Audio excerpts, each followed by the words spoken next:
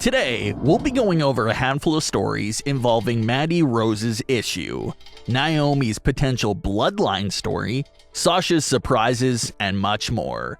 Let's start things off with Sasha Banks' few surprises. The first surprise from Sasha Banks was her National Championship game appearance. Sasha made a special surprise appearance at the start of college football championship game.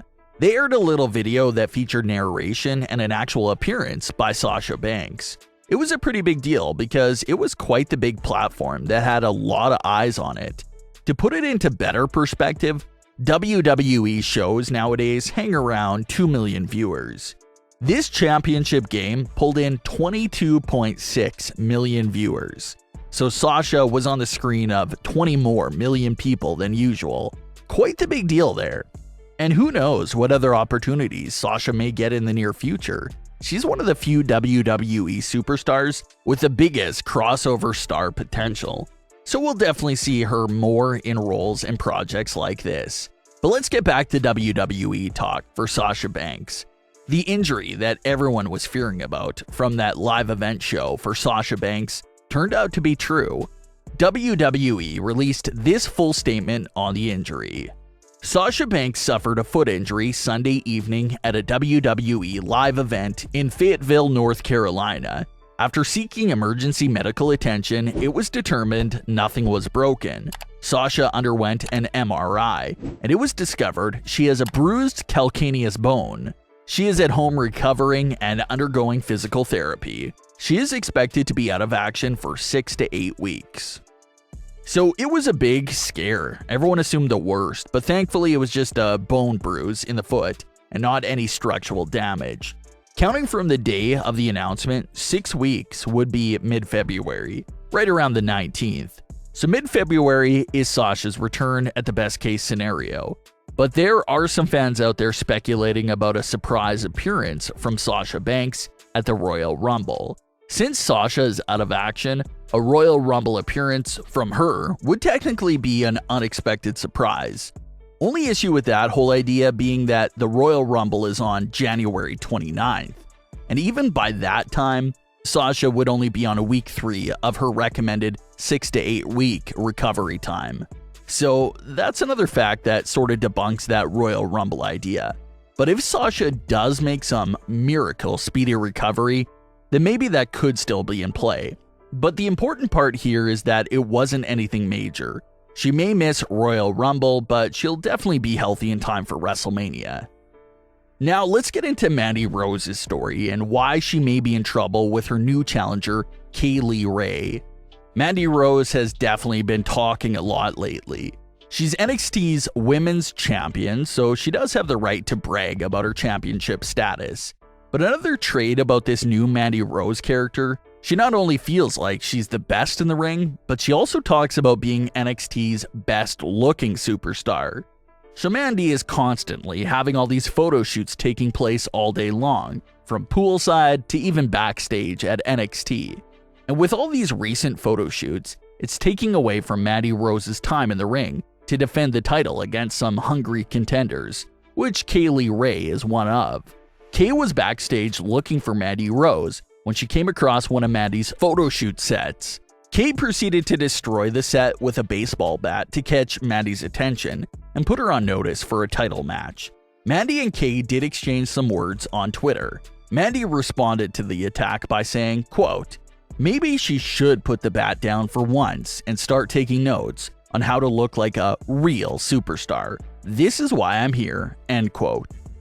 Kay responded to Mandy's tweet with her own picture from a photo shoot, saying that she only wants Mandy's title. Mandy responded by saying that the title isn't going anywhere. Mandy Rose has been champion since October, so she's definitely on her way of having a real nice title reign.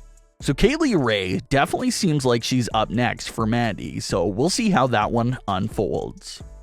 Ever since Naomi first came over to Smackdown and started this entire story with Sonya Deville, one of the most popular fan theories that everyone has heard by now is, of course, the idea of Naomi eventually joining the Bloodline. Maybe it was due to the Sonya situation, or maybe it happened in a different matter. But majority of fans just feel like It was only a matter of time before Roman reached out to Naomi, influenced her, and placed her on the proper direction for championship gold. Naomi isn't directly related to Roman, they're technically related through marriage, but that's another thing as well. Naomi's actual husband is in the group with Roman, and 7 months later, they still haven't helped her in any fashion.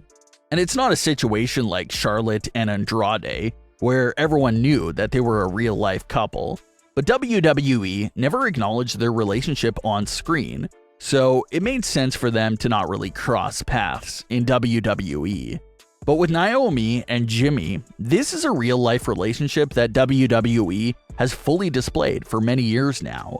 They were partners during the Mixed Match Challenge, and they both had their entire story of Mandy Rose trying to get in the way of their marriage. Even other couples like Bianca Belair and Montez Ford cross paths every here and there. So that's why fans just find it so weird that Naomi and Jimmy have never been seen even talking to each other on Smackdown over these last few months. Even if we can't hear what they're saying, just seeing them talking to each other would generate a lot of buzz and would get everyone wondering about what they could be talking about. So why hasn't this been allowed to happen? Most likely because it would be against the narrative that they have going on between Naomi and Sonya right now. It's sort of like a Steve Austin and Vince McMahon sort of story. The mean authority figure doing everything they can to hold down a fan favorite babyface character. So Naomi is supposed to be this strong, independent babyface character that's getting wrongfully screwed over by an evil authority figure. If Naomi was to run for help from her heel husband, heel brother-in-law, and heel Universal Champion Roman Reigns, it won't technically be a good look for Naomi's character within this story.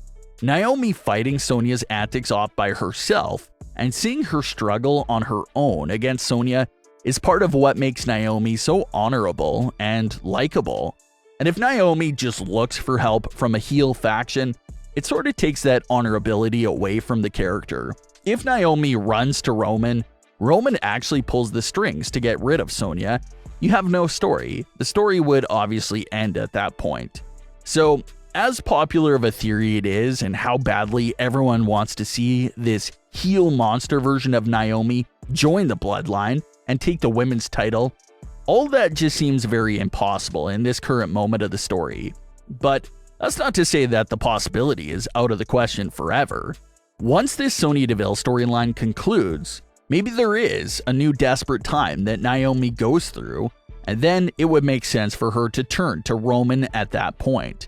As of right now, just doesn't make any sense, unfortunately, for Naomi to look for help from the Bloodline.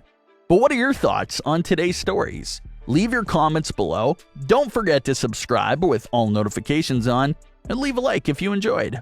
Thanks for watching, guys.